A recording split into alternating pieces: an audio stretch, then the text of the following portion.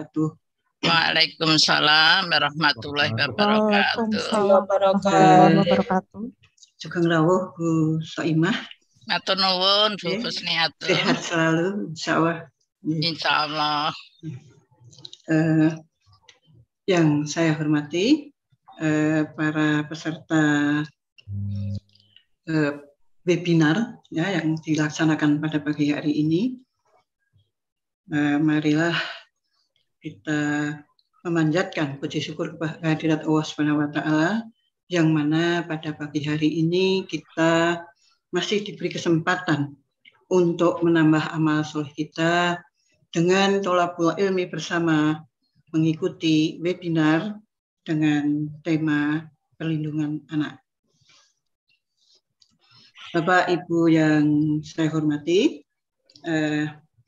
pada kesempatan ini ya, nanti kita akan mendapatkan ya pencerahan dari Ketua Pimpinan Pusat Aisyah, Ibu Dr. Anda Hajah Soimah Kastolani, yang ini sudah familiar bagi kita, yang mana pengetahuan beliau dan juga pengalaman beliau dalam menggerakkan program gerakan Aisyah Cinta Anak yang itu dengan skop nasional sudah tidak kita ragukan lagi, dan kebetulan pada bulan Desember nanti kita juga akan menyambut Hari Anak Dunia. Nah, ini sesuatu yang sangat pas ya untuk kita laksanakan ya. Bapak Ibu yang saya hormati, perihal perlindungan anak ya sudah dibicarakan orang sejak 2 dasawarsa yang lalu, baik itu melalui seminar-seminar, lokakarya, naskah akademik maupun yang telah disusun dalam undang-undang. Ya. Namun demikian, perlindungan anak dalam arti menyeluruh belum dapat diwujudkan, ya. Sehingga masih kehidupan anak-anak itu memprihatinkan karena rintangan-rintangan yang mengganggu masa tumbuh kembang fisik dan psikisnya itu masih sangat banyak. Islam menjelaskan bahwa anak adalah keturunan orang tuanya. Dia dianugerahkan dan diamanatkan kepada orang tuanya itu agar dipersiapkan menjadi generasi penerus masyarakatnya. Karena itu anak ya diharapkan mempunyai kualitas yang handal dan tangguh agar dapat menjalankan tugasnya di masa yang akan datang, yaitu sebagai khalifah fil ardh dan juga sebagai hamba Allah. Untuk itu, pengembangan potensi yang dimilikannya dari Allah itu, yang dimiliki dari Allah itu, yang berupa potensi ketuhanan, potensi intelektual, potensi afektivitas, dan potensi konativitas. Nah, ini perlu dibantu oleh orang-orang dewasa ya. Kullu maulutin yuladu ala fitrah fa abawahu yuhawidanihi aw yunasiranihi aw yumajisanihi. Nah, ini perlu. Nah, karena itu agar perjalanan tumbuh kembangnya menjadi manusia yang diharapkan itu tidak banyak rintangan yang ini menodai anak-anak ini, maka perlu adanya perlindungan, ya, perlu adanya perlindungan bagi anak-anak itu. Dan pada kesempatan ini akan kita kaji tentang fikih anak yang membahas tentang perlindungan anak ini, yang meliputi anak dalam perspektif Islam, kemudian perlindungan anak dalam perspektif Islam, hak-hak anak dalam perspektif konvensi hak anak ini, atau juga dalam hal ini juga hak-hak anak atas orang tuanya atau keluarganya. Nah, untuk itu, monggo Ibu Soimah, kami persilahkan untuk memberikan materi dengan waktu sekitar 60 menit. Monggo, silahkan. Yeah. Assalamualaikum warahmatullahi wabarakatuh. Waalaikumsalam. Waalaikumsalam warahmatullahi wabarakatuh. Suara saya bisa didengar, nggih? Insya Allah. Bisa, Bu. Terima kasih. Yang terhormat Bapak Rektor, Bapak Profesor Sofyan Anif dengan segenap pimpinannya yang saya hormati, jajaran BPH yang juga saya hormati, dan Ibu Husniatun sebagai moderator yang saya hormati. Kalau nggak salah, Bu Husniatun ini sering rapat ke PPA dengan LK ya, kalau nggak salah. Terima kasih. Dan segenap sivitas akademik yang juga insya Allah mendapatkan rahmat dan barokah Allah Subhanahu wa Ta'ala.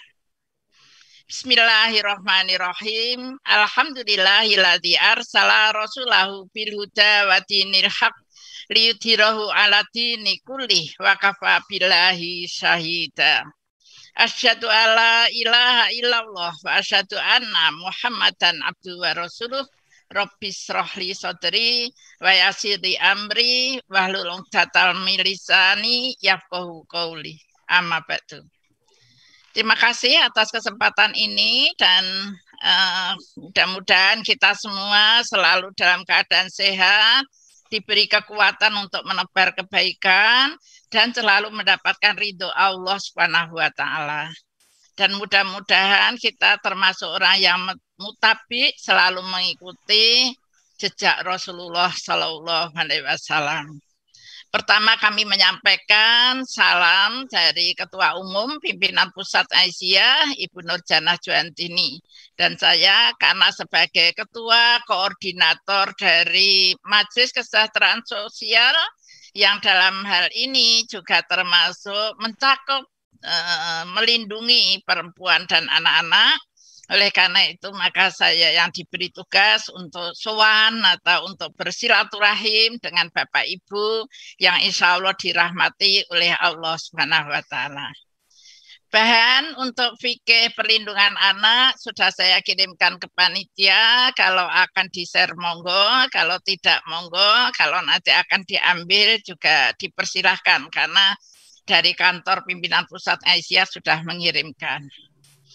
Fikih perlindungan anak yang kami sampaikan ini kita mengambil dari keputusan dan fatwa Majelis Tarjih Pimpinan Pusat Muhammadiyah.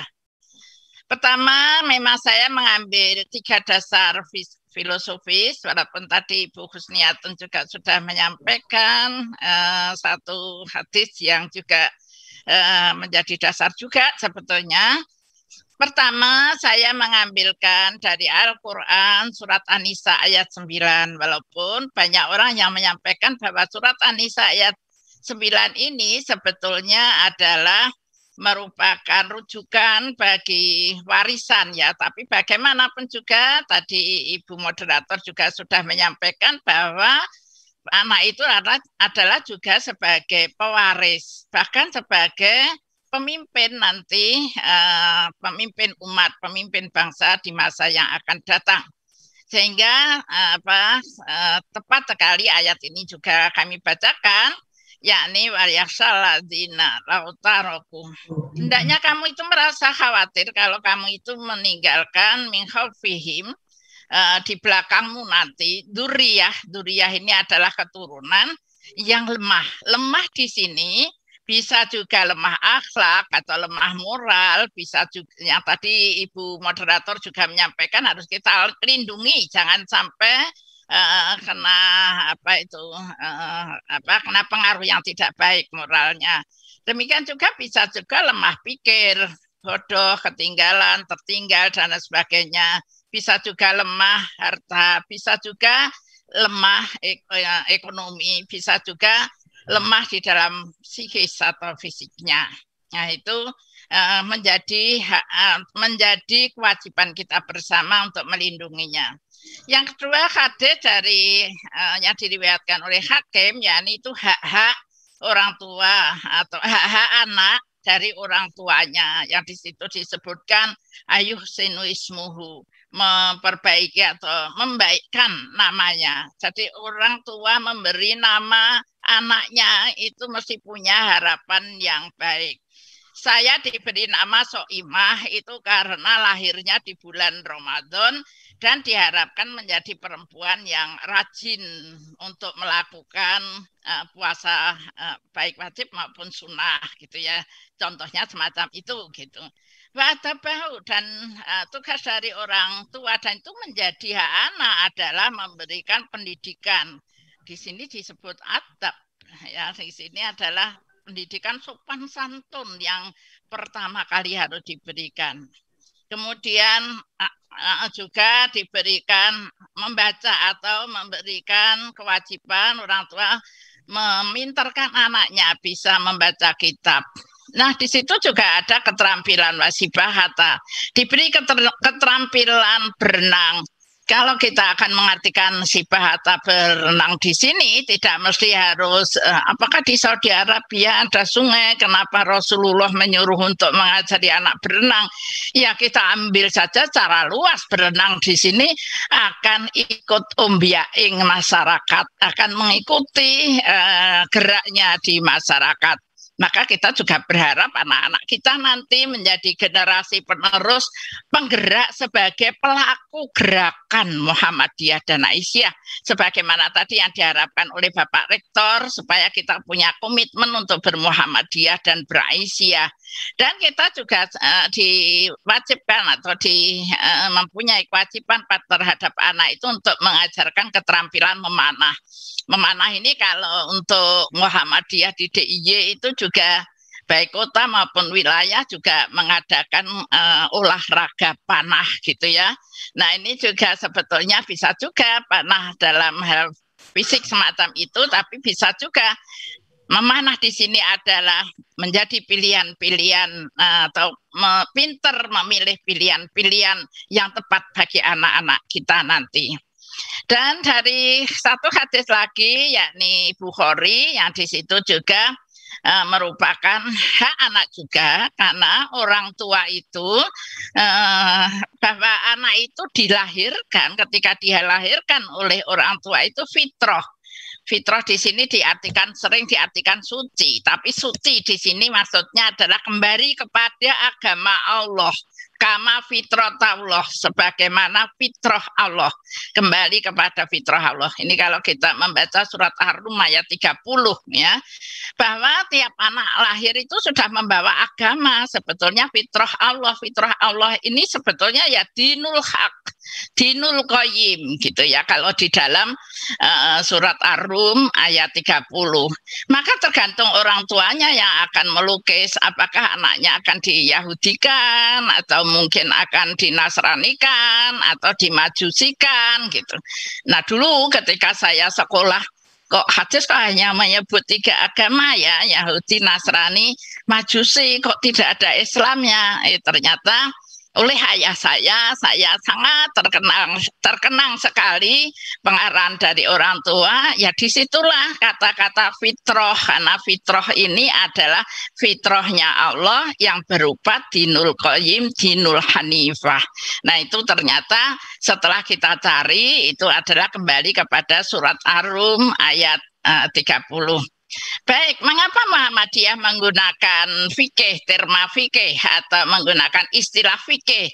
Karena fikih dalam Muhammadiyah dimaknai sebagai totalitas terhadap ajaran Islam yang tersusun norma, yang norma itu meliputi nilai-nilai dasar al-qiyam, al-asasiyah, ya kita dasar akidah, dasar ibadah, dasar kehidupan dunia akhirat itu ada di fikih tersebut. Tapi juga prinsip yang universal. Karena bagaimanapun juga kehidupan kita ini adalah menyeluruh, hidup di dunia tetapi juga hidup di akhirat. Dan tentu saja ketentuan hukum praktis yang mengatur rumah tangga, yang mengatur hubungan suami istri, yang mengatur tentang bermuamalah atau kita berdagang, berprofesi dan lain sebagainya. Jadi kalau kita membaca PHIWM buku pedoman hidup bagi warga pedoman hidup Islam bagi warga Muhammadiyah. Di sana itu juga banyak juga yang disebut dari hadis Quran, tapi sebetulnya itu juga sesuatu yang mengatur hal-hal yang praktis juga. Nah, fikih menurut Majelis Tarjih yang kami baca itu adalah membawa hal-hal yang baru, yang tidak sempit. Jadi fikih itu bagi Muhammadiyah tidak hanya sekedar berbicara masalah halal haram, berbicara masalah wajib sunnah, dan lain sebagainya. Mungkin slide-nya ada di berikutnya. Dan bisa juga sebetulnya fikih tersebut juga akan menjadi pedoman dan tuntunan praktis. Karena dalam kehidupan sehari-hari, meskipun memberikan tuntunan praktis, tetapi juga memberi nilai filosofis. Nah, maka akan kita lihat di fikihnya Muhammadiyah yang digagas oleh Majelis Tarjih dan Tarjih itu ada fikih kebencanaan, ya, apalagi sejak dari tsunami di Aceh 2006 itu sudah digagas oleh Majelis Tarjih. Ternyata perlu kita mempunyai fikih kebencanaan. Ada fikih pengelolaan air karena sangat vital sekali fikih air ini. Ada fikih difabel, walaupun ini mungkin belum menjadi putusan yang final gitu ya, tetapi sudah mulai ditulis. Fikih tata kelola organisasi laba. Selama ini memang Muhammadiyah itu sering dikatakan Muhammadiyah ini adalah organisasi nirlaba. Tapi ke depan maka akan lebih maju lagi, akan mencakup juga sebagai organisasi laba. Maka di Biro Organisasi Muhammadiyah Pimpinan Pusat, yang kebetulan saya juga salah satu-satunya perempuan yang di Biro Organisasi Muhammadiyah itu juga sudah membuat regulasi tentang BUMM. Ini karena mau tidak mau nantinya juga ada fikih tata kelola organisasi laba.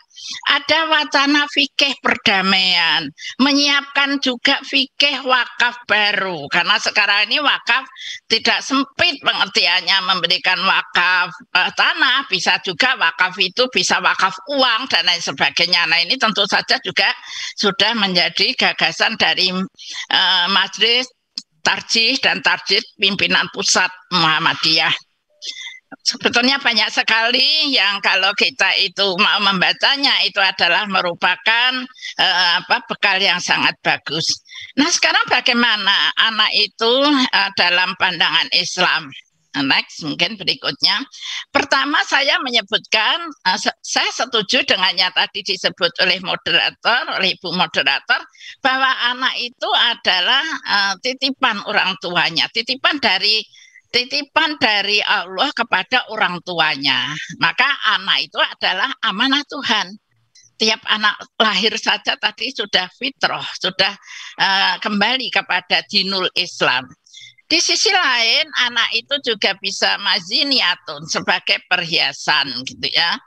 Karena anak itu kita banggakan, mungkin anak baik itu sebagai perhiasan yang baik, mungkin karena pintar, mungkin karena kecantikannya, mungkin karena keterampilannya, dan lain sebagainya. Toh itu juga tetap menjadi cobaan orang tuanya. Dalam surat Al-Kahfi ayat 46 itu memang harta dan anak itu adalah perhiasan kehidupan dunia. Maka kita juga sebagai diamanai oleh Allah, kita harus bisa mewarnai anak kita dengan sikap-sikap yang baik, bekal-bekal yang baik ke depan, menjadi orang yang berguna bagi masyarakat. Anak juga menjadi qurrata a'yun. Nah, ini sering yang didoakan oleh Bapak Ibu melalui Al-Quran, surat Al-Furqan ayat 74. Ya, kita selalu berdoa, ya Allah jadikanlah anak saya menjadi penyejuk mata, penyejuk hati.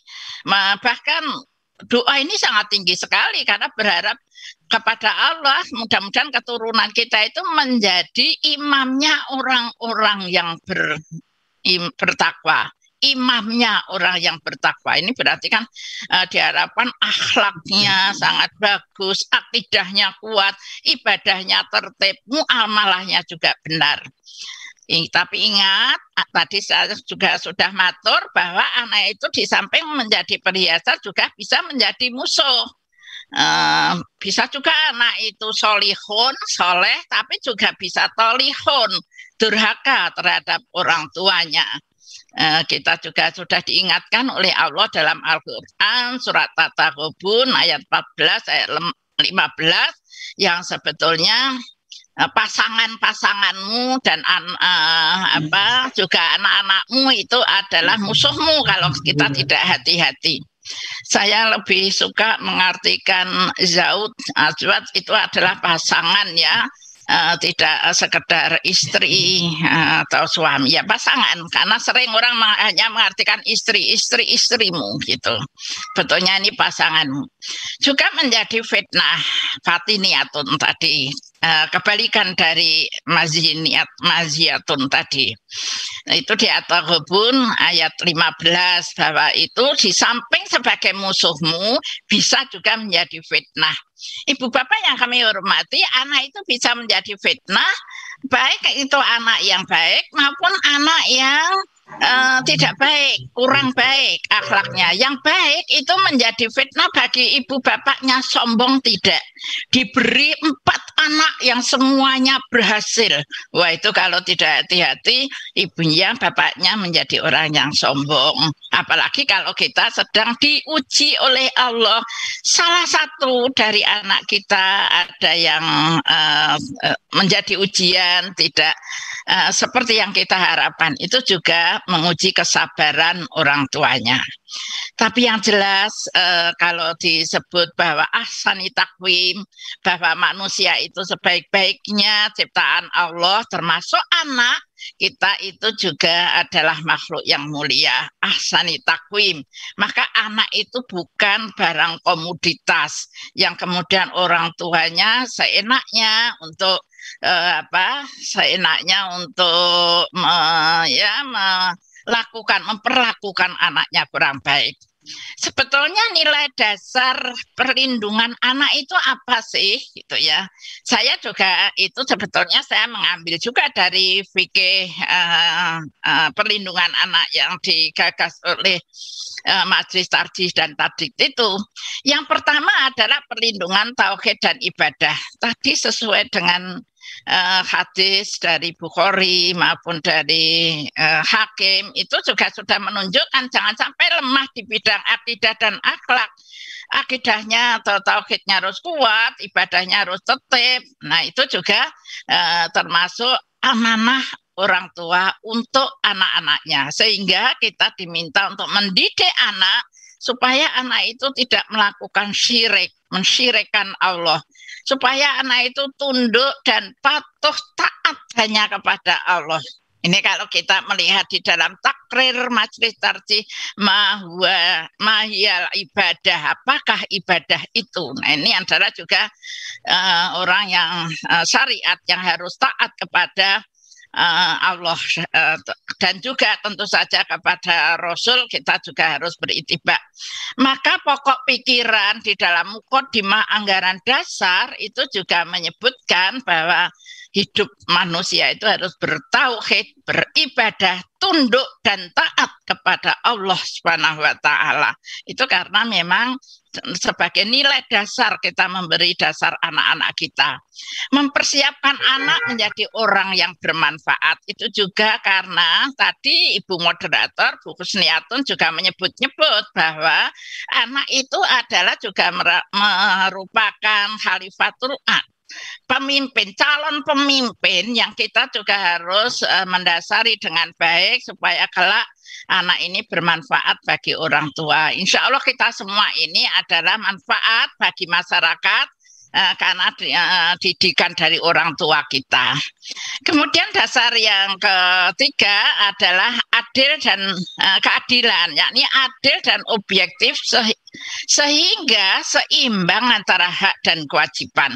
Jadi kita tidak hanya menuntut masalah hak saja, tapi kewajiban juga harus kita ambil. Kalau orang berbicara kewajiban suami itu adalah hak istri.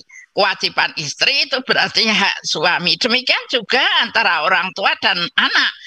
Kalau itu disebut kewajiban orang tua, berarti haknya anak. Nah, yang keempat dasar kemaslahatan, bagaimana anak itu bisa terlindungi, bisa maslahah kehidupannya, dilindungi agamanya, dilindungi jiwanya, dilindungi akalnya, juga dilindungi keturunannya dan hartanya. Dan tentu saja kita juga menanamkan kepada anak-anaknya supaya kita itu juga selalu menjaga nama baik orang tua. Kalau kita kecil saja, misalnya ini sebuah contoh saja. Kalau misalnya contoh misalnya kita berbicara masalah anak. Anak ini adalah keturunan yang harus kita jaga, sehingga ketika kita masa kecil mudang itu apa ya bahasa Jawa mudang, kita sedang menimang anak kita gitu ya, tentu mengatakan anaknya siapa, malah ditanya ya anak sapa, mengko ya wis ngerti anak bapak ibu nih. Tapi biasanya kalau anak itu bagus baik sudah mandi anak bapaknya, kalau sedang sakit menjadi anak ibunya. Tentu orang tua juga bertanya anaknya siapa. Maka sudah agak menjelang besar itu dikatakan pada anak-anak, ingat loh kamu itu anaknya bapak ibu. Nah ini berarti kalau sudah menyebut anaknya bapak ibu dan ibunya menyebut namanya, itu juga mengandung pengertian, menitipkan pesan kepada anaknya supaya anak itu jangan sampai menodai nama baik orang tua, selalu menjaga nama baik orang tua. Nah ini nilai dasar perlindungan anak. Tadi juga disebutkan sebetulnya apa sih hak anak itu? Kita tidak usah jauh-jauh karena landasan kita adalah Al-Quran. Hak-hak anak dalam perspektif Islam bisa kita ambil semua dari sumber Al-Quran tersebut. Anak punya hak hidup. Surat Al-Isra ayat 31 nanti bisa didalami gitu. Yang jelas kita ini dilarang untuk membunuh anak hanya karena takut miskin. Insya Allah Allah itu akan memberikan kecukupan. Juga hak kejelasan nasab. Kalau berbicara masalah aborsi, nah itu sangat luas ya, karena memang pendapatnya dari Tarjis sudah sangat jelas, bisa juga nanti dilihat bukunya. Yang kedua adalah anak punya hak kejelasan nasab. Oleh karena itu maka akte kelahiran anak itu sangat dibutuhkan. Mohon maaf. Nah itu karena kita juga harus mengingat bahwa panggillah mereka panggillah mereka liabaihim dengan nama ayahnya. Jadi kalau saya menyebut Soimah KS itu Kastolani, nama suami saya, sebetulnya salah. Tapi karena sudah terlanjur di KTP, ya apa boleh buat, namanya melekat Soimah Kastolani. Harusnya Soimah Sakur, karena saya ini putrinya Haji Sakur. Saya orang Bekonang, orang Solo, dan sekolah saya di IKIP Muhammadiyah yang sekarang menjadi UMS gitu ya. Harusnya manggilnya ya Soimah Sakur. Itu karena punya hak kejelasan nasab, dan besok yang dipanggil, dibangkitkan dari kubur, itu yang dipanggil adalah nama orang tua. Hak memperoleh ASI. Oleh karena itu maka Aisyah juga punya gerakan sayang ibu, gerakan gizi, gerakan sayang ibu itu sebetulnya supaya ibu diarahkan, nanti kita bahas, diarahkan untuk menyusui anaknya dengan sempurna, lebih-lebih 6 bulan awal gitu. Sekarang anak-anak sekarang insya Allah bisa gitu. Hak asuh, memang hak yang paling pokok ini harus ada pengasuhan. Nanti pengasuhan juga diatur di dalam fikih anak ini. Dalam Al-Quran juga surat Al-Ahzab Al-Aqaf ayat 15. Hak pendidikan dalam Al-Quran surat At-Tahrim ayat 66 sampai mengingatkan kepada kita semua supaya kita menjaga keturunan kita dari panasnya neraka itu, karena supaya kita menyelamatkan keluarga kita dengan pendidikan baik. Pendidikan di sini juga menyeluruh, tentu saja pendidikan agama maupun pendidikan umum, karena hanya orang yang alim, orang yang pintarlah sebetulnya yang taat tunduk kepada Allah Subhanahu wa taala. Hak kepemilikan harta benda ini tentu saja masalah waris ya, bisa dipelajari. Itu adalah hak-hak anak. Kalau kita mau mengambil dari Al-Quran, silakan nanti untuk dipelajari ayat-ayatnya. Nah, sekarang hak-hak anak sesuai dengan konvensi saya mengambilkan saja dari pasal 3 dan 4 dalam Undang-Undang 35 tahun 2014 tentang perlindungan anak, karena itu juga sudah mengambil dari konvensi internasional itu. Hak hidup, tadi ada yang saya tonjolkan di situ ada 4 hak ya: hak hidup, hak tumbuh kembang, hak perlindungan, hak partisipasi.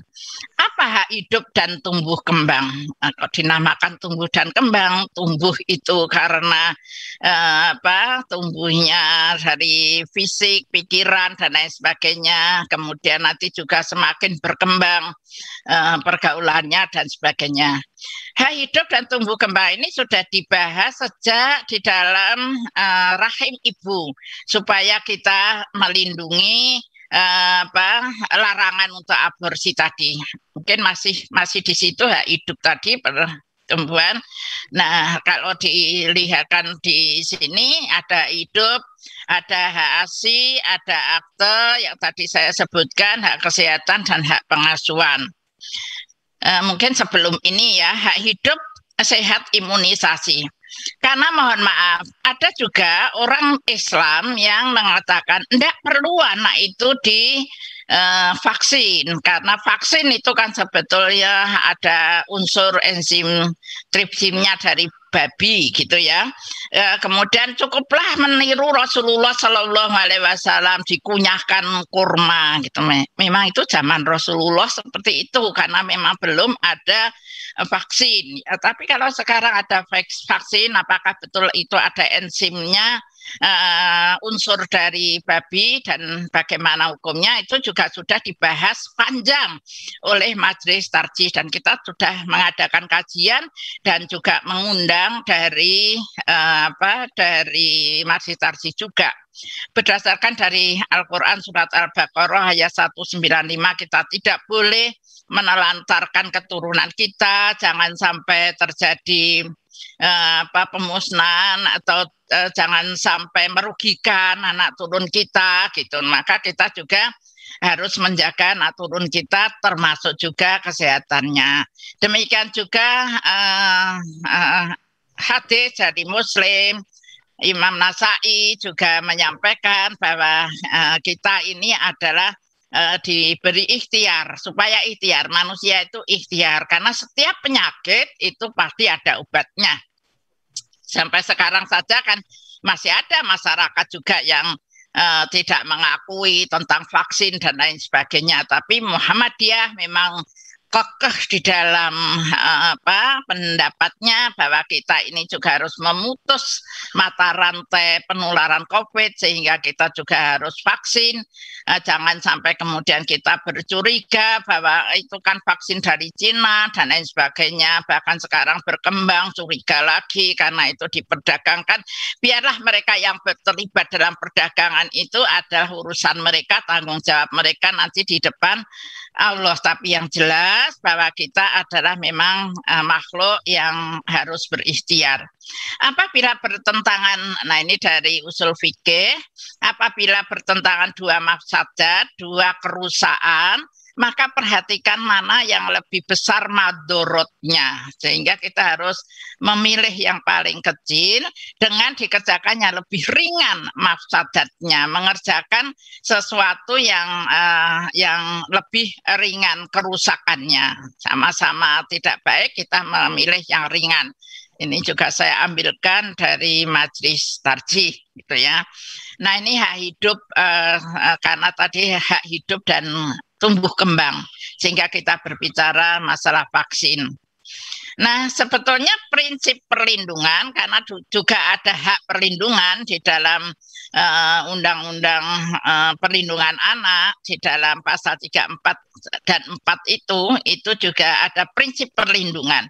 4 prinsip yang saya ambilkan ialah mengupayakan anak mendapatkan identitas diri. Maka Muhammadiyah dan Aisyah yang memiliki panti asuhan ini juga harus memperhatikan apakah anak-anaknya itu juga punya identitas diri atau akte kelahiran, dan ini harus diupayakan, diikhtiarkan ada identitas tersebut karena itu haknya anak gitu. Kalau memang mungkin tidak diketahui keturunannya karena ini adalah merupakan dari temuan, misalnya bayi temon atau bayi yang ditemukan, tetap harus memiliki surat identitas diri karena itu adalah harus punya identitas diri. Perlindungan dari tindak kekerasan macam-macam, bisa kekerasan verbal, bisa kekerasan fisik, bisa kekerasan psikis. Menjamin pemenuhan kebutuhan dasar. Kebutuhan dasar ini apa? Ya memang orang berbicara papan, sandang, pangan gitu ya, tapi tidak cukup seperti itu. Tentu saja juga sekarang ini seperti hak pendidikan, hak kesehatan itu juga harus menjadi perhatian kita orang tua atau kita Muhammadiyah dan Aisyah kalau mendapatkan amanah titipan anak-anak yang ada di panti atau anak-anak yang ada di pengasuhan anak itu juga harus kita perhatikan. Membangun mekanisme pengawasan dalam penanganan problem. Tidak ada orang hidup tanpa problem. Tentu saja ini harus dijalani bersama-sama, dimusyawarahkan baik keluarga. Kalau masih kena bapak ibunya ya bapak ibunya, kalau mungkin single parent salah satu tetapi ada keluarga besar itu harus dimusyawarahkan bagaimana mekanisme anak itu dilindungi. Bahkan kalau anak itu sekolah ya tentu saja harus kerja sama dengan pihak sekolah. Jangan sampai ada anak yang nikah dini atau sekarang disebut nikah anak gitu. Cegah pernikahan anak-anak. Karena di masa COVID-19 ini konon banyak sekali anak-anak di sini kan anak di bawah usia 18 tahun ya. Kalau dulu ketika undang-undang perkawinannya itu belum diubah ya anak-anak itu di bawah 16. Kalau sekarang 18 gitu. Nah itu kita bandingkan ketika tahun 2018 sebelum pandemi. Kemudian 2019 masa pandemi itu sudah meningkat, demikian juga tahun 2020 ini juga meningkat lagi gitu. Nah ada informasi dari Kemen PPA yang menengarai selama pandemi ini sudah memberikan perlindungan kepada anak-anak yang korban dari COVID itu sudah 64.000. Nah ini gunung es. Ini jadi ada dua sumber, ada dari Kemen PPA, tetapi ada juga dari sosial. Ini ya sebetulnya itu dari sosial juga ada informasi semacam ini. Ini juga memberikan sinyal kepada kita Muhammadiyah dan Aisyah bagaimana melindungi anak-anak korban dari COVID ini.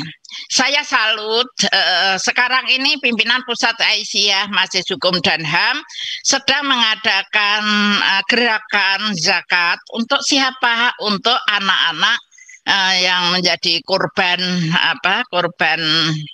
COVID-19. Tentu ini juga berjejaring dengan berbagai pihak karena MKS sendiri, Majelis Kesejahteraan Sosial, kalau di Muhammadiyah MPS itu juga sedang mendata anak-anak yatim atau anak-anak piatu atau anak-anak yatim piatu selama pandemi ini. Ternyata ribuan yang kita harus memperhatikan. Nah, ini padahal sejak awal Kiai Haji Ahmad Dahlan itu orang yang sangat memperhatikan terhadap anak-anak yang terlantar.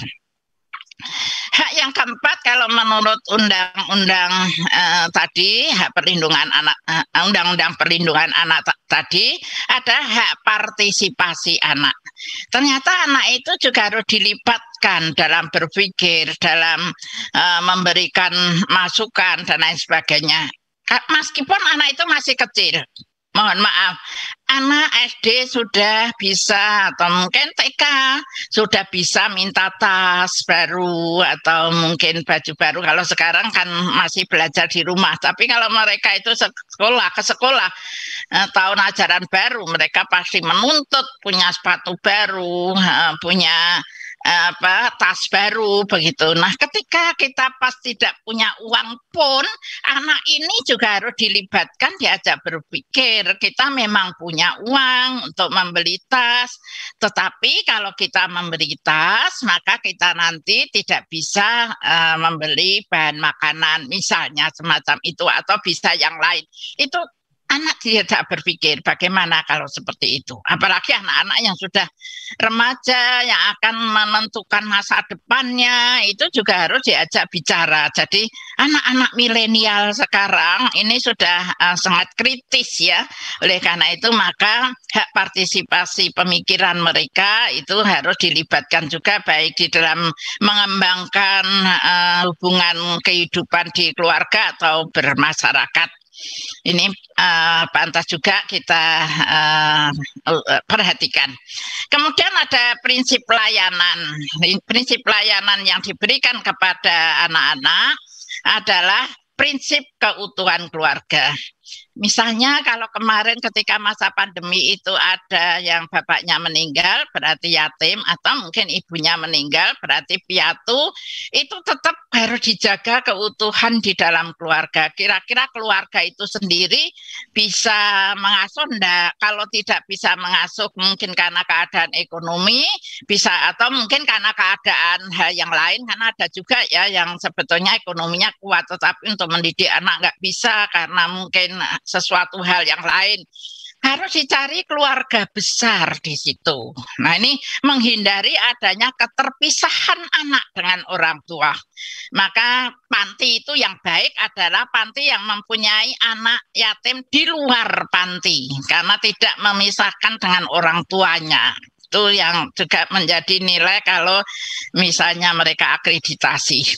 Terbaik bagi anak semata-mata untuk kepentingan anak. Jadi orientasi berpikirnya itu adalah sesuatu yang menguntungkan untuk anak. Aturan juga yang menguntungkan untuk anak, bukan untuk kepentingan pengurusnya, pimpinannya, tetapi bagaimana semata-mata itu adalah untuk kepentingan anak. Misalnya anak panti itu biasakan misalnya, atau kita punya saudara yang yatim, maka kita juga harus mengusahakan anak itu misalnya punya tabungan, walaupun yang memegang orang tuanya, bibinya, dan lain sebagainya. Tapi ada cadangan uang untuk masa depannya. Nah, ini adalah semata-mata untuk kepentingan anak ke depan.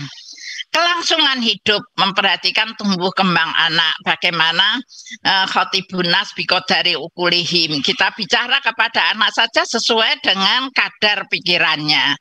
Menghargai pandangan anak. Tadi saya sudah menyampaikan bahwa anak itu dilibatkan untuk berpikir, berpendapat, gitu ya. Ini adalah semata-mata untuk prinsip-prinsip pelayanan yang baik terhadap anak. Nah, sekarang apa kewajiban orang tua? Atau apa haknya anak atas orang tua? Itu juga kami sampaikan di situ. Yakni yang pertama tadi saya sudah menyampaikan pengasuhan anak. Pengasuhan anak ini sangat penting sekali. Tadi jangan sampai dipisahkan karena harus berbasis keluarga. Jadi sekarang kalau ada anak yatim itu ditawarkan dulu pada keluarga, siapa di antara keluarga ini yang bisa menampung anak tersebut. Jadi panti LKSA itu adalah nanti yang terakhir. Itu adalah alternatif yang terakhir. Kalau memang salah satu dari bapak ibunya atau neneknya sudah tidak bisa, ya kerabat dekat, mungkin bibinya atau budenya atau uaknya gitu. Nah, kalau misalnya akan diangkat oleh anak, itu juga harus ada melalui prosedur hukum yang ditentukan oleh Undang-Undang Nomor 35 tadi. Sehingga kalau anak dimasukkan ke panti atau LKSA, itu adalah hal yang terakhir. Nah, prinsip pengasuhan adalah jika keluarga masih ada, tetap mengasuh pada keluarga serupa santunan keluarga Aisyah. Maka Aisyah itu punya SKA, santunan keluarga Aisyah. Anak-anak yatim atau anak miskin yang tetap ikut orang tuanya, tetapi dibantu mungkin SPP-nya, mungkin uang bulanannya, dan lain sebagainya. Bila dari kerabat ada yang dapat mengasuh, diasuh oleh kerabat dengan asuhan keluarga Aisyah.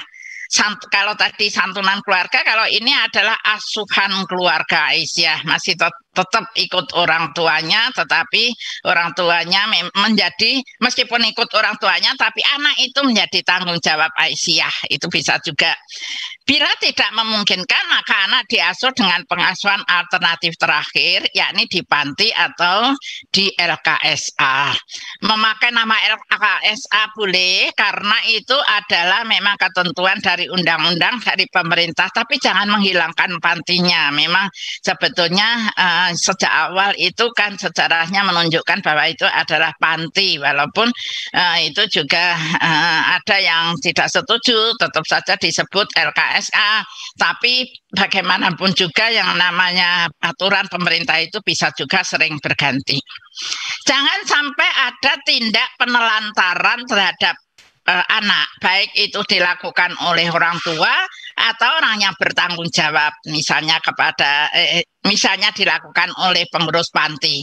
Pengabaian pada kesehatannya, jangan sampai anak dibiarkan sakit. Pengabaian terhadap pendidikan, anak ditelantarkan nggak sekolah karena masalah ekonomi. Dan biasanya kalau masalah ekonomi tidak sekolah, itu biasanya yang banyak terkena imbasnya adalah perempuan. Kalau bisa menyekolahkan cuma satu anak, ya dipilih anak laki-laki. Perempuan itu enggak usah sekolah. Itu ada juga yang masih punya pandangan seperti itu. Pengabaian pada pengembangan emosi, jangan terlalu anak itu dikekang, anak itu didampingi oleh orang tuanya. Pengabaian pada kondisi keamanan dan kenyamanan, ada anak yang kadang-kadang tiba-tiba ketakutan, nangis melihat kanan kirinya. Mesti anak ini mendapatkan kekerasan, entah di keluarga, entah di lingkungannya. Ini juga menjadi sesuatu yang harus diamati oleh relawan-relawan gacha, karena di Aisyah ada gerakan Aisyah Cinta Anak. Ya, ini juga mempunyai relawannya. Ini juga diajarkan bagaimana untuk mengetahui, mendeteksi dini kalau di situ terjadi kekerasan. Oleh karena itu, maka menurut saya yang namanya mengarahkan anak, membimbing anak, mendidik anak, dan mengarahkan anak ke arah yang benar agar menjadi anak yang soleh dan solihah, itu adalah sesuatu yang sangat perlu sekali. Karena sebetulnya ada hadis yang menyebutkan, hadis ini hadis Imam Ahmad, ya, innallaha azza wa jalla la yarfa'u darajatul abdi, bahwa Allah Subhanahu wa taala itu mengangkat hambanya ketika hambanya di surga. Kemudian hamba ini bertanya, wahai Rabbku, bagaimana hal ini bisa terjadi? Padahal sepertinya saya ini adalah kurang dalam beribadah. Tapi apa jawab Allah? Maka jawab Allah adalah hal itu karena didoakan dan dipanjatkan oleh anakmu agar kesalahanmu diampuni. Nah, ini bagaimana kita sejak awal mendidik anak supaya anak itu mendoakan orang tua bukan berarti menunggu orang tuanya yang sudah meninggal dunia, begitu ya. Dan juga mendoakan orang tua itu hanya pada hari-hari tertentu, ya setiap habis sholat kita mendoakan. Nah, dari hal itu semua, maka Aisyah itu juga memfokuskan terhadap perlindungan anak.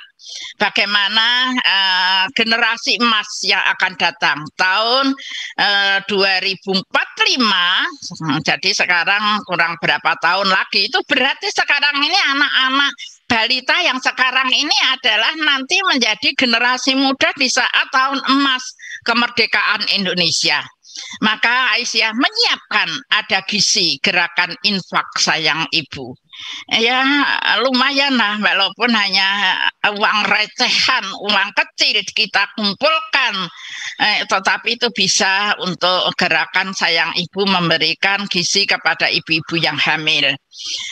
Kemudian Aisyah juga mencanangkan supaya melindungi 1000 hari setelah kelahiran tadi dengan memberikan ASI yang murni dari ibunya selama 6 bulan.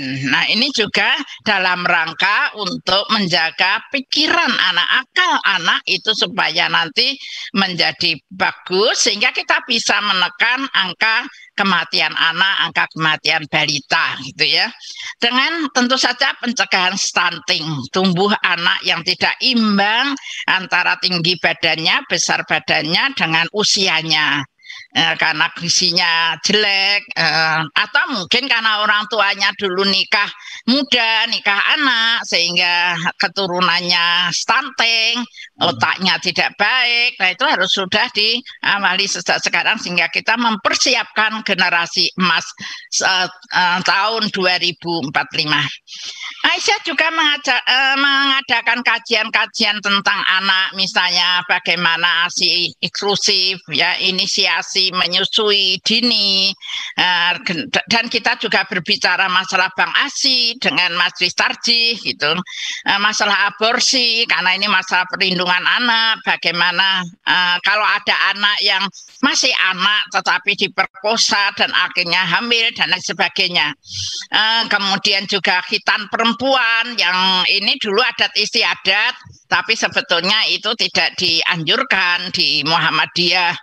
Bahkan kalau saya dengar di Sulawesi, di daerah mana itu ada daerah tertentu kalau menyunatkan anak perempuan itu luar biasa dengan kemewahan gitu. Padahal itu tidak melakukan, tidak dituntunkan, dianjurkan di dalam Muhammadiyah. Imunisasi itu juga penting, tadi sudah saya sebut. Hukum kebiri ini juga dalam rangka untuk melindungi anak. Gerakan secara masif, yakni gerakan Aisyah Cinta Anak yang tadi saya sudah menyampaikan bagaimana untuk mendeteksi kalau ada anak yang mendapatkan kekerasan. Nah, itu antara lain yang difokuskan oleh Aisyah. Nah, bagaimana sekarang dengan adanya anak yang berhadapan hukum, gitu ya? Karena mungkin juga ABH, anak berhadapan hukum. Tentu saja pendekatannya dengan restoratif. Kalau anak itu berusia 12 tahun, belum mencapai 18 tahun, masih remaja, dan ini banyak sekali korbannya juga, gitu ya. Nah, ini pemulihan kembali melibatkan keluarga pelaku dan keluarga korban. Contohnya seperti di Bengkulu, Aisyah di Bengkulu itu punya rumah untuk perlindungan anak-anak korban kekerasan, baik anak yang jadi korban maupun anak yang misalnya memberikan perlakuan kekerasan juga, itu sama-sama dilindungi. Tentu diarahkan bagaimana pengarahannya itu sesuai dengan kebutuhan masing-masing. Tapi kalau anak itu memang juga sudah tetap berhadapan dengan hukum, karena mungkin juga sudah ke sana, maka harus kerjasama dengan MHH, Majelis Hukum dan HAM. Walaupun ketika belum ke ranah hukum itu masih dilindungi oleh MKS. Kalau di Muhammadiyah MPS gitu ya. Jadi ini kerjasama antara MKS atau MPS dengan MHH.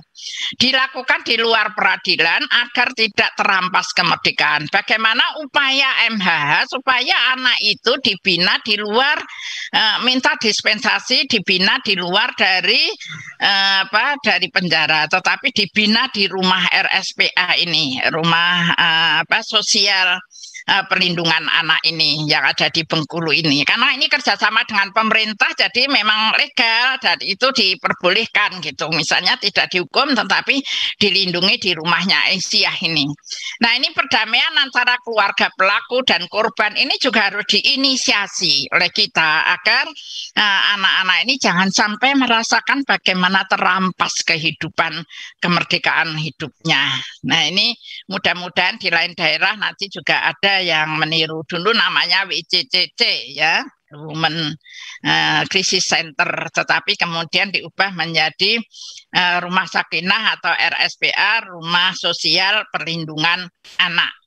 Nah, ini yang seterusnya yang saya prihatinkan, Muhammadiyah maupun Aisyah itu belum terlalu peka terhadap difabel. Bagaimana menghadapi anak difabel? Karena Aisyah sendiri yang mempunyai panti asuhan atau sekolah difabel itu belum genap 10 jari ini dihitung seluruh Indonesia. Nah, padahal ini tugas kita. Ini adalah tugas yang besar bagi kita ya. Bagaimana kita punya melindungi anak tunanetra, tunarungu, tunawicara, tunagrahita, tunadaksa atau fungsi fisik gitu.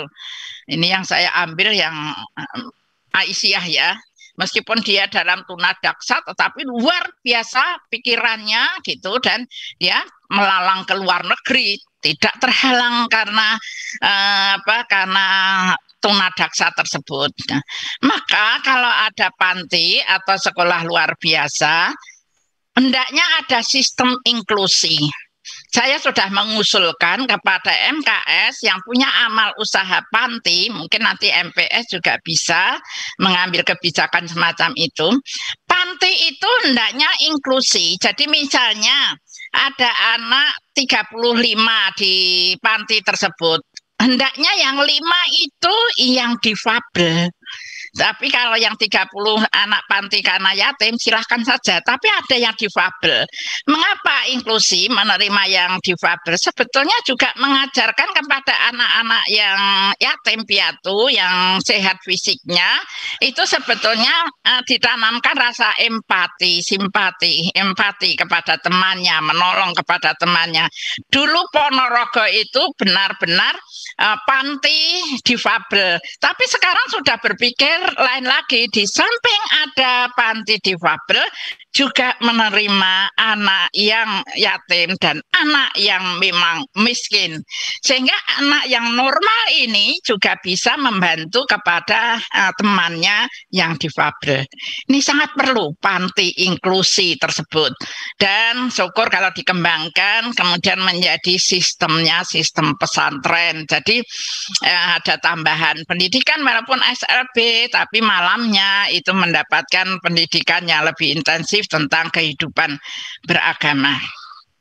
Karena kalau kita melihat kenyataan anak-anak difabel itu sebetulnya rasa seksualnya juga tinggi, maka ini juga harus dilindungi.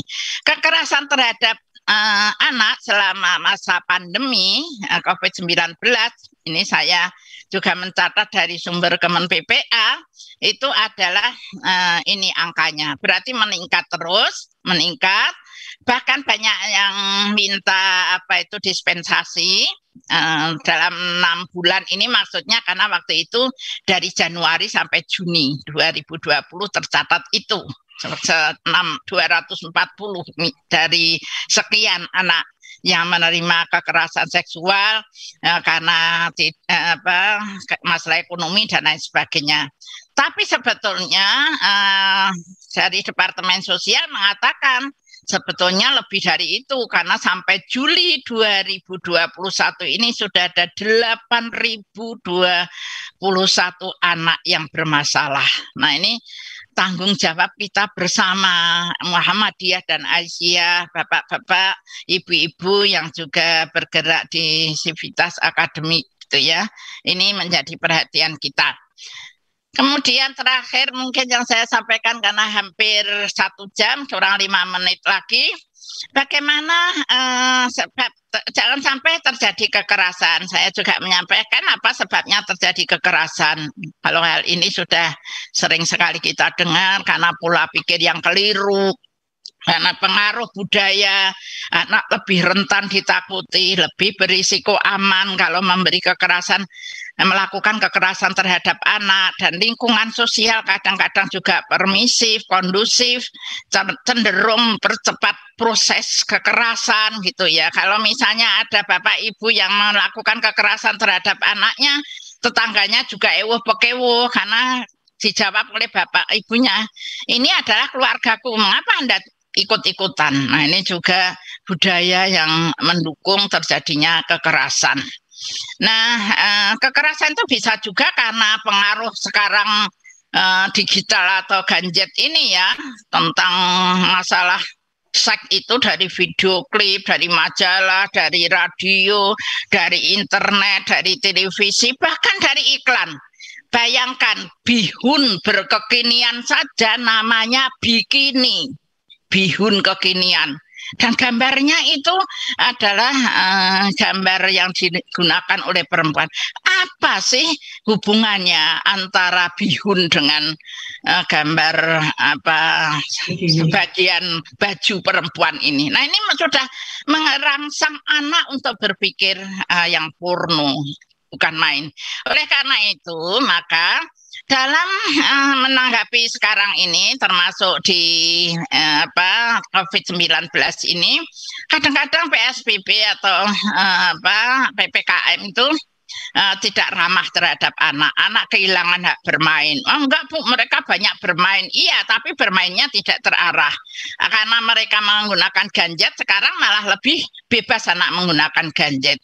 Dengan tugas karena BDR dan lain sebagainya. Sehingga rentan anak itu putus sekolah karena sinyalnya tidak baik dan lain sebagainya.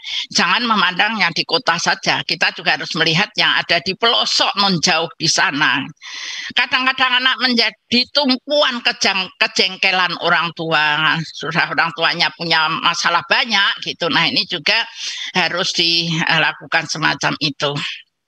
Layanan perlindungan anak, maka Aisyah juga punya pikiran karena di MKS ada Bakesos untuk menangani gerakan Aisyah Cinta Anak.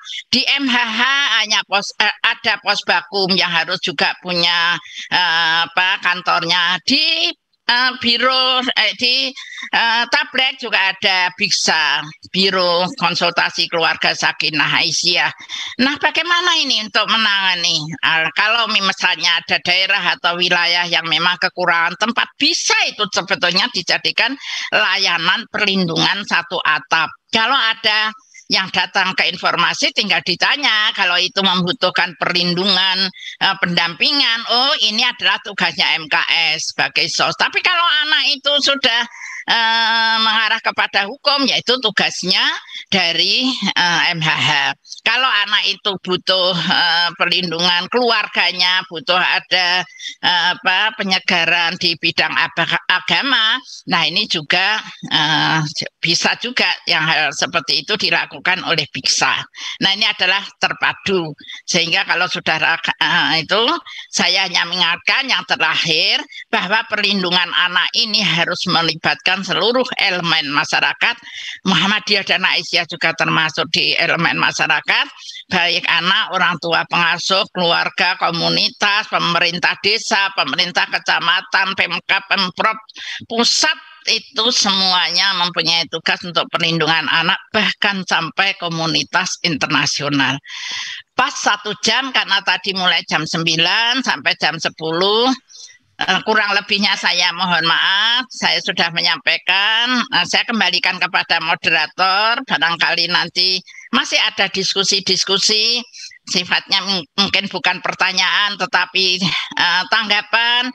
Dan ini adalah forum kita berdiskusi, bisa juga nanti di antara para peserta itu juga bisa memberikan solusinya. Jadi tidak mesti dari saya, karena ini adalah diskusi kita bersama. Matur nuwun. Assalamualaikum warahmatullahi wabarakatuh. Monggo Waalaikumsalam warahmatullahi wabarakatuh. Terima kasih Ibu Soimah yang telah menyampaikan ya materi tentang perlindungan anak dengan gamblang ya, dan dari dasar perlindungan anak yang dilakukan oleh Aisyah, juga ini prinsip-prinsip layanan, kemudian anak dalam pandangan Islam itu seperti apa, juga hal-hal lain yang itu tadi sudah kita dengarkan bersama ya, dan begitu banyak yang mana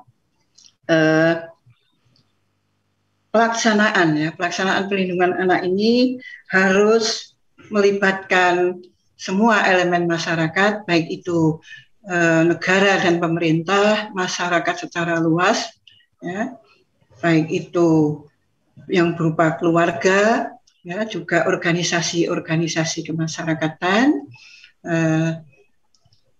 juga dalam hal ini tentunya masyarakat secara internasional. Di kepedulian terhadap anak itu memang tidak bisa dilakukan secara parsial ya. Gitu. Dan tadi dalam hal perlindungan anak ya, yang berupa pemenuhan hak-hak anak telah dilakukan oleh Aisyah dan Muhammadiyah ya, melalui amal usahanya dengan begitu lengkap. Tentunya ada beberapa hal yang tentu masih belum sempurna ya, itu perlu disempurnakan, terutama untuk anak-anak yang difabel itu. Dan dari awal sampai akhir tadi itu tentang perlindungan anak dalam hal pemenuhan hak-haknya ini sudah kita dengar bersama. Mungkin nanti kawan-kawan ada yang mempertanyakan, untuk imbangan hak itu biasanya ada kewajiban, yang mana itu merupakan landasan untuk membangun moralitas anak gitu ya, ke depannya, supaya dia menjadi orang yang bertanggung jawab pada dirinya dan juga masyarakatnya, juga keluarganya, juga ini membangun kemandirian diri anak. Nah, monggo untuk sesi pertama ini 3 penanya ya, atau mau sharing atau apa, kami persilahkan, dan kita punya waktu 30 menit untuk diskusi ini. Monggo. Boleh saya, Bu? Monggo. Ya. Assalamualaikum. Ya, saya raise hand sudah. Waalaikumsalam warahmatullahi wabarakatuh. Monggo Ibu Yuli. Ya, atur nuwun.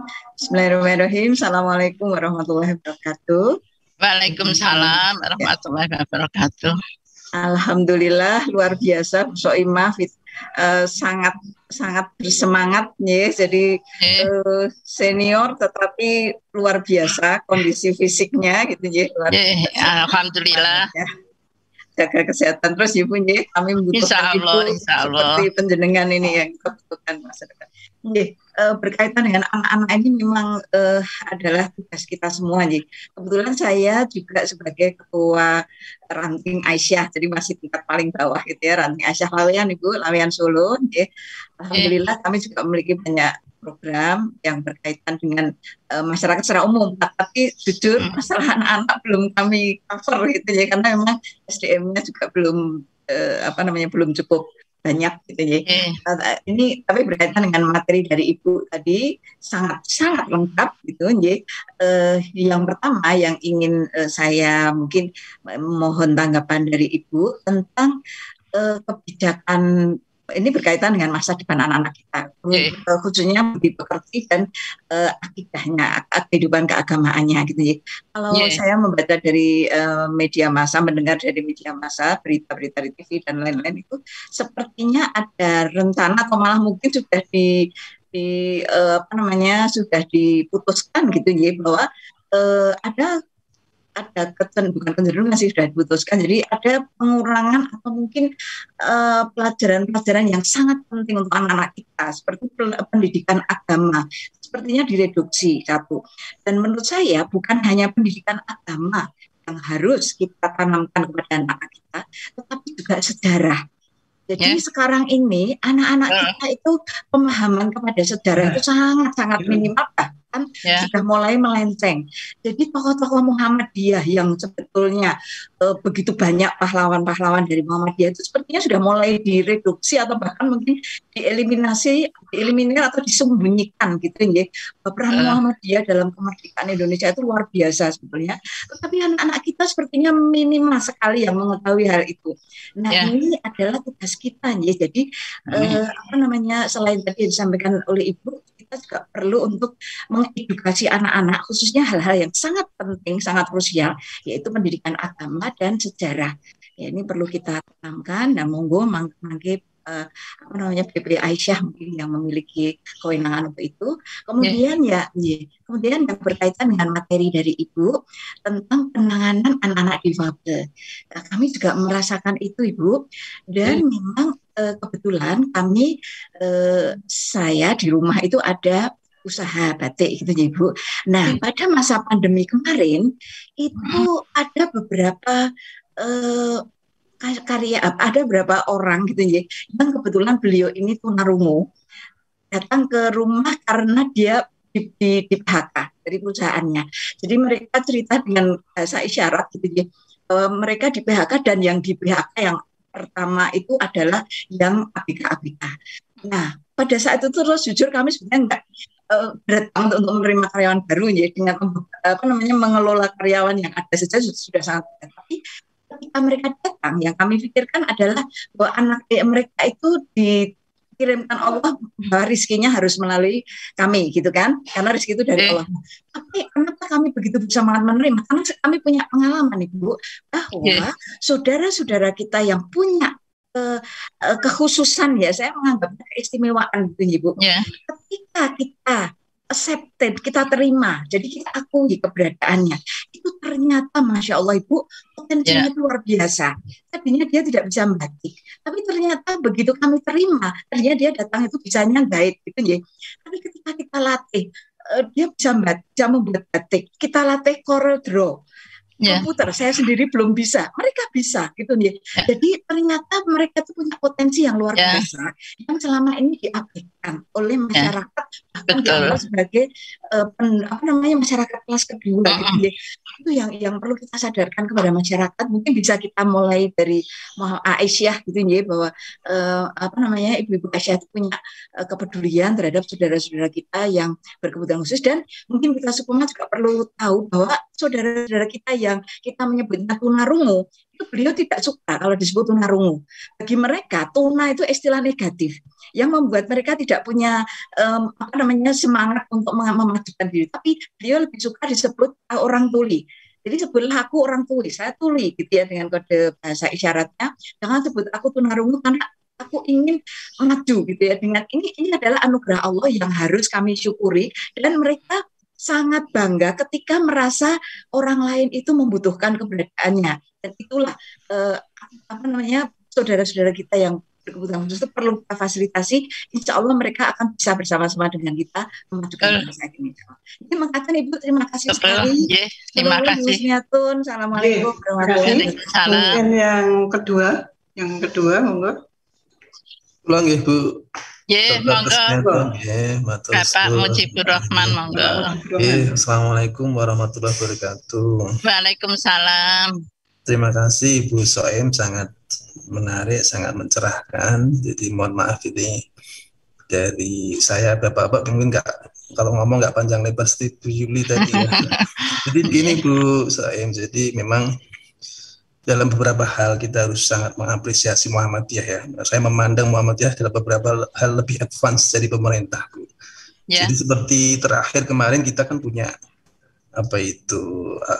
perguruan tinggi di Malaysia ya. Sementara pemerintah belum punya. Kita juga akan insya Allah segera punya di Australia.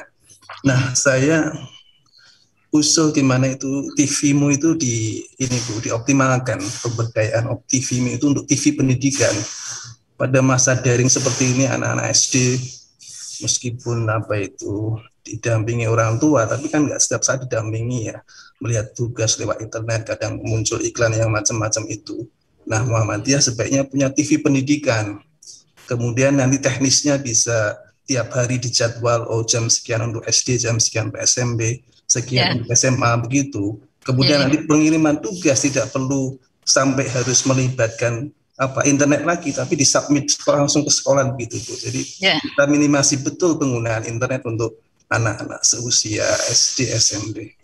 Jadi usulan saya, TV pendidikan sebaiknya segera diadakan oleh Muhammadiyah Bu. Itu lebih advance dari pemerintah. Tidak hanya pas daring saja, pandemi saja, insya Allah ke depan sangat prospektif Bu, TV pendidikan. Terima kasih Bu. Assalamualaikum warahmatullahi wabarakatuh. Monggo Bu. Masih ada? Monggo, masih satu lagi yang akan ini. Monggo. Ini ada yang dari chatting itu menanyakan Ibu tentang anak hasil zina, anak perempuan hasil zina itu apakah nanti dalam pernikahan itu bisa dilaksanakan sama dengan anak ini, anak yang sah, gitu. Monggo Ibu. Tiga ini apa masih ada? Karena tadi seperti Pak Jumadi juga sudah. Pak Jumadi, monggo Pak Jumadi. Matur nuwun Bunda Jah Kusniatun, Ibu Soimah dari PP Aisyah. Matur nuwun wekdalipun. Jadi Bu, tujuan menikah salah satunya untuk memperoleh keturunan. Nah, setelah orang tua setelah kita menikah tentu mengharapkan mempunyai putra nggih. Akan tetapi setelah kita punya anak 1, 2, 3 atau lebih, kita tidak punya waktu untuk merawatnya. Suami istri kerja dari pagi sampai petang.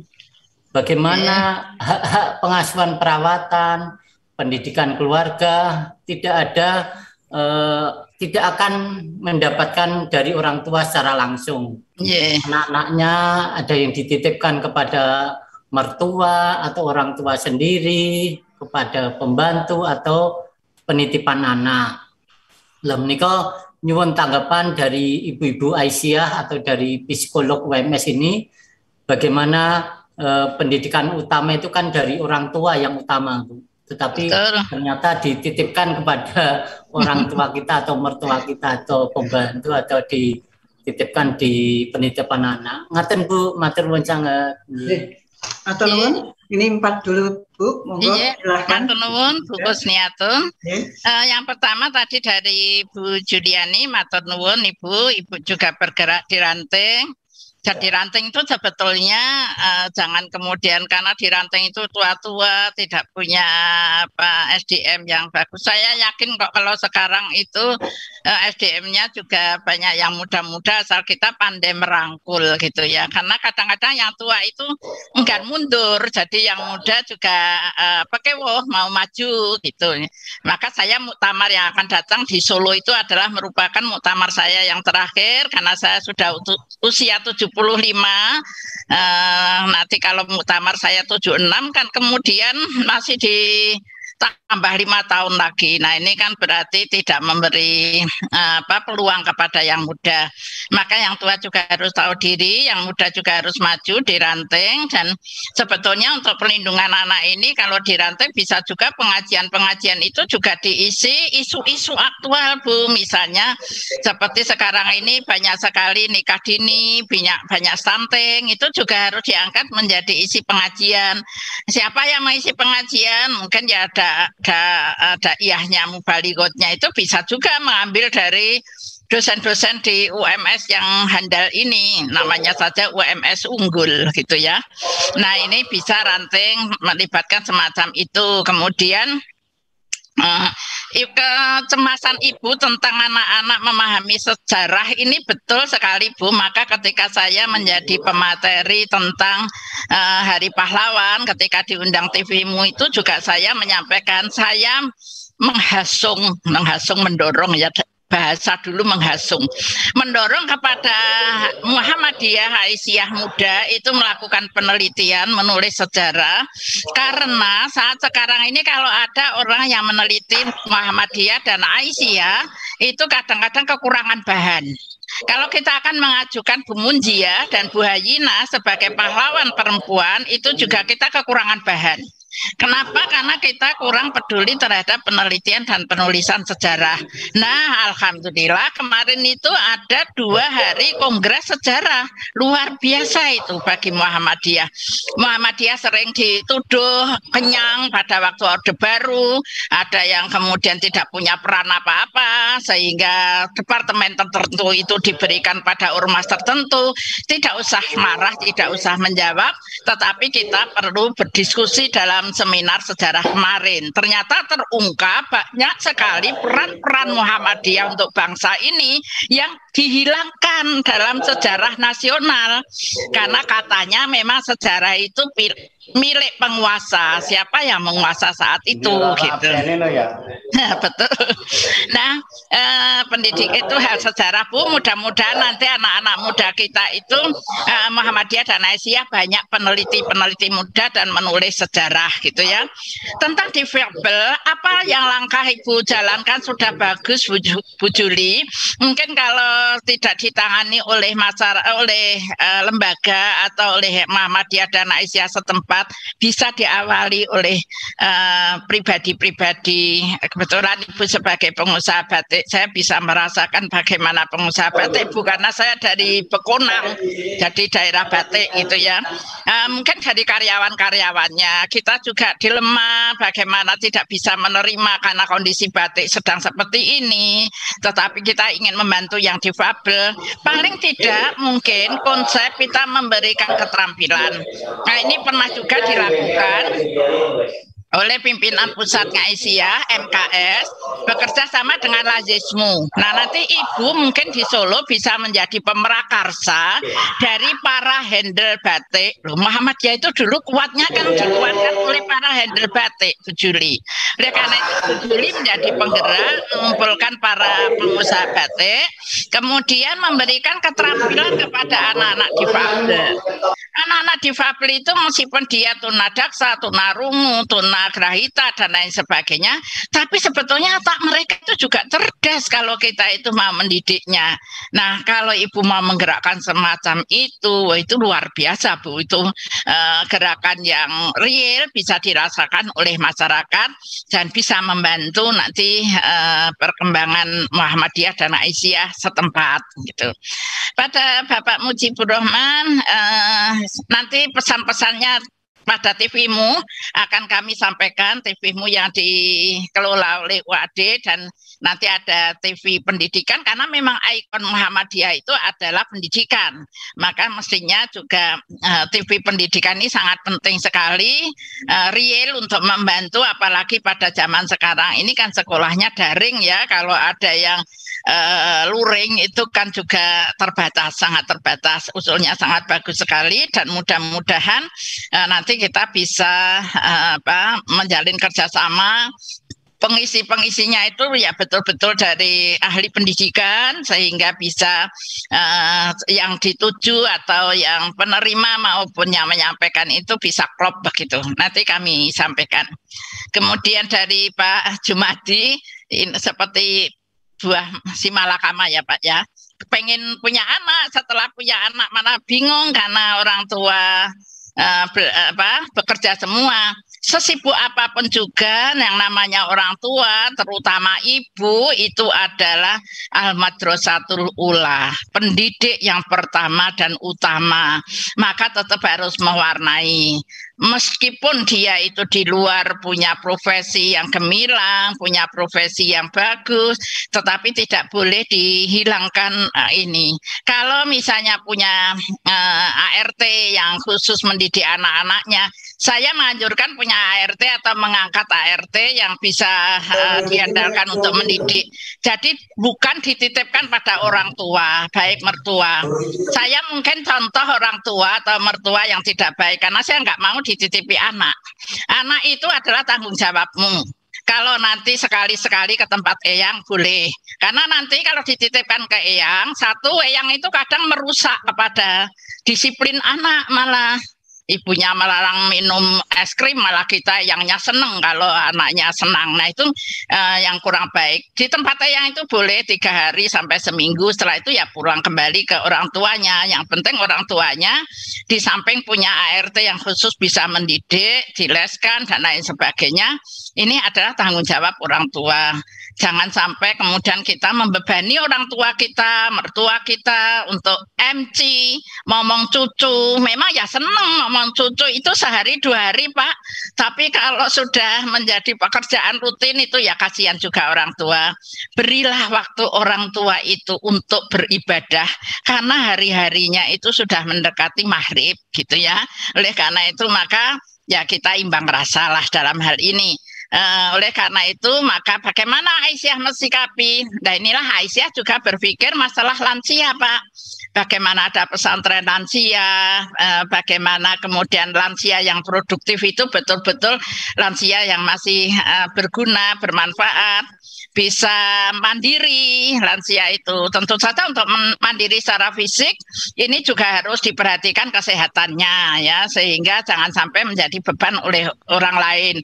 Demikian juga dalam hal ekonomi, di samping mungkin sudah tidak produktif lagi di ekonomi, bisa juga anak-anaknya yang dulu sudah dididik itu malah juga menjadi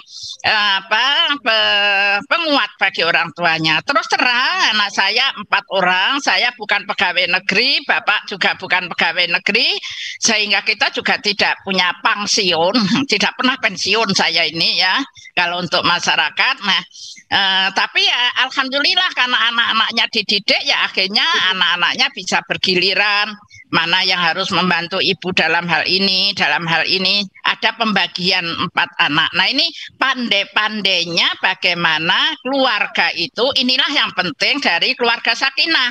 Bagaimana mengkondisikan keluarga itu harmonis sehingga tahu kewajiban anak, tahu hak anak. Demikian juga bagi orang tua. Maka tadi hak anak dari orang tuanya itu juga perlu untuk ditanamkan kepada anak. Demikian juga orang tua itu juga perlu disadarkan. Nah, yang terakhir Bu mungkin anak hasil zina gitu ya, bagaimana ini juga sudah menjadi perbincangan karena memang ada perbedaan ya, dia kan bukan orang tua biologisnya gitu, tapi ada juga sementara yang berpendapat karena ketika itu sudah menikah dan bapaknya itu adalah bukan biologisnya tetapi bapak yang tanggung jawab, maka kemudian dia bisa membesarkan, bisa juga kemudian nikahnya itu ya dinikahkan, mungkin nikah secara hukum atau bagaimana ya, tapi ada usaha ikhtiar semacam itu. Tetap anak dilindungi meskipun ketika perolehannya ketika hamil itu memang tidak pada jalannya gitu, tapi kan tidak boleh kita menggugurkan, dosanya lebih lipat gitu kan, tetap harus dipertahankan sampai hidup. Yang kemudian bapak yang bukan biologisnya tetapi memang sudah bertanggung jawab sejak awal itu ya harus kemudian dia harus bertanggung jawab, tidak boleh mengabaikan, dan nanti bisa juga nikahnya itu nikah secara hukum. Walaupun ada yang berpendapat karena dia sudah sejak di dalam kandungan sudah menikah bertanggung jawab pada ibunya ya dia menjadi ayahnya, tapi karena secara biologis bukan haknya, bisa juga nikah secara itu. Tapi nanti bisa kita buka lagi buku tanya jawab agama kan. Majelis Tarjih sudah punya ya, nanti kita cari di jilid berapa. Tapi yang jelas saya tidak bisa menyampaikan saat ini karena saya belum membacanya, daripada saya keliru. Maka monggo kalau di dalam forum ini kita diskusi, ada bapak-bapak terutama dari Majelis Tarjih kalau ada yang berwenang dan menyampaikan bagaimana sikap Majelis Tarjih, sangat bagus Bu. Jadi saya memberi peluang, tidak mesti harus tanya jawab saya yang menjawab, tetapi bisa juga di antara bapak-bapak, karena ini kebetulan kita webinar jadi bisa diskusi. Mekaten Bu Husniatun. Nggih, matur nuwun Ibu. Kalau melihat waktu yang disediakan, kayaknya waktu juga ya yang ini harus kita harus menyudahi ya, dari mengakhiri. Padahal sebenarnya masih banyak yang ingin mendapatkan informasi ya, penjelasan-penjelasan dari Ibunda Soimah ini. Ya, itu ada beberapa chat yang ini sekaligus terjawab dengan diskusi yang telah dilakukan tadi, tapi juga ada beberapa yang belum ini terjawab, yang juga ada yang sifatnya itu masukan untuk Aisyah, itu terutama dalam hal perlindungan kesehatan anak yang itu jajanan itu untuk anak-anak sekolah yang tidak sehat dan sebagainya, itu nanti insya Allah akan kami sampaikan ke Ibu untuk bisa ini perso apa yang diinginkan oleh kawan-kawan yang ada di UMS tentang perlindungan anak ini. Bapak Ibu yang saya hormati, peserta webinar pada pagi hari ini, kiranya waktu juga yang ini harus ini ya, memisahkan kita dalam hal tolabul ilmi di pagi hari ini. Dan tadi dalam paparannya Ibunda Soimah telah menjelaskan tentang dasar perlindungan anak yang diikuti oleh yang dilakukan oleh Muhammadiyah itu satu berdasarkan Quran surah Nisa ayat 9, kemudian hadis riwayat Hakim tentang hak anak ya, untuk diberi nama yang baik, kemudian dibimbing akhlaknya, dibimbing ilmunya, dan ini sehat untuk jasmaninya. Kemudian yang ketiga adalah hadis riwayat Bukhari, ini untuk pengembangan potensi yang dimiliki oleh anak. Nah, kemudian anak dalam pandangan Islam, anak itu adalah amanah Allah, anak itu adalah perhiasan, ya. Kemudian anak itu adalah penyejuk hati, anak itu juga bisa menjadi musuh, anak itu juga bisa menjadi cobaan atau fitnah, dan anak itu juga merupakan makhluk yang mulia.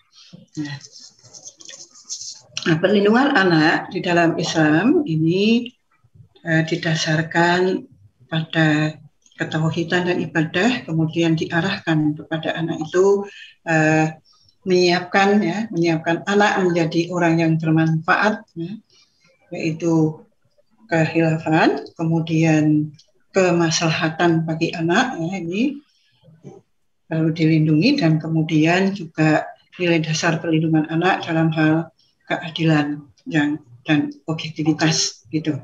Ya, kemudian yang itu hak anak dalam hal ini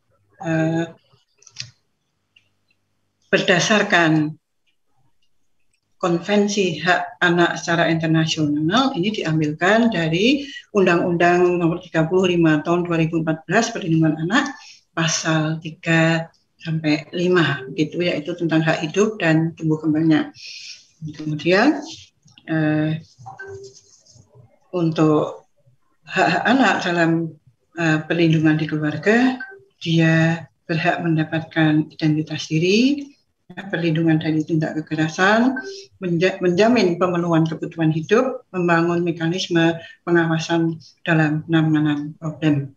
Itu yang bisa kita simpulkan, dan materi nanti bisa diunduh dan link sudah dikirimkan dari BPSDM UMS. Demikian kiranya webinar perlindungan anak pada pagi hari ini sudah kita laksanakan dengan lancar, dan terima kasih sekali Bunda Soimah sami-sami pencerahannya. Sehat selalu Ibu. Amin. Dan mohon maaf kekurangannya. Insya Allah banyak sekali yang bisa kami pelajari dari Ibu. Insya Allah gitu. Terima kasih atas kehadirannya dan kesediaannya Ibu. Jazakumullahu khairan katsiran. Dan dari saya selaku moderator, lebih dan kurangnya kami mohon maaf. Waktu saya kembalikan ke BPSDM. Terima kasih. Demikian kajian Al-Islam dan Kemuhammadiyahan Webinar Series ke-13. Kali ini kita tutup dengan bacaan hamdalah. Amin. Terima kasih kepada seluruh pimpinan Universitas Muhammadiyah Surakarta yang telah hadir. Terima kasih Bu Hajah Soimah Kastulani sebagai pembicara kajian hari ini. Saya Zakia